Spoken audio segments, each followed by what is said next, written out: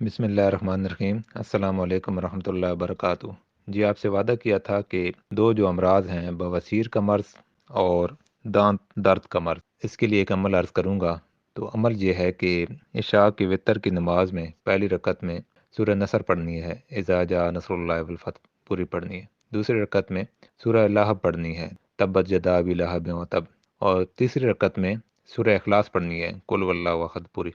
इशा की नमाज में ये तीन सूरतें आपने पढ़नी हैं और अपना मामूल बना लें इसको।